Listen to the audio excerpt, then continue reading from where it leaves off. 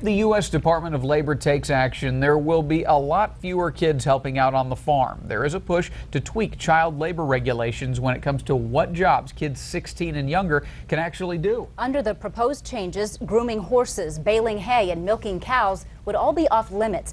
You can see why lots of farmers are upset. News Channel 15's Elizabeth Fields headed out to talk with a local farmer who specifically hires teens to work on his farm. Right, Mark and Heather. Kim Frichty says kids learn more on a farm than they ever could in a classroom alone. So not only would he lose his preferred workforce, he says these kids would lose a chance to gain real-life experience.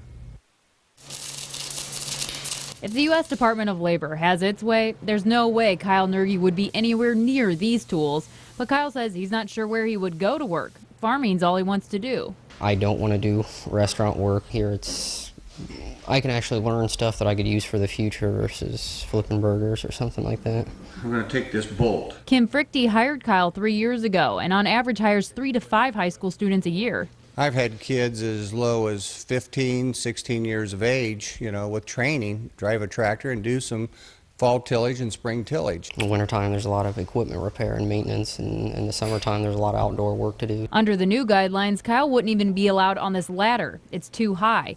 But labor officials maintain young workers are more likely to die or get hurt in the ag industry than any other, which is why they need tighter rules. I understand there are a considerable amount of accidents, but I think we train them on safety as well as if it was our own children. And both Kyle and Kim agree work ethic and interest in farming isn't something that can be taught at a desk. I just think they are doing a very unjust service to this young generation.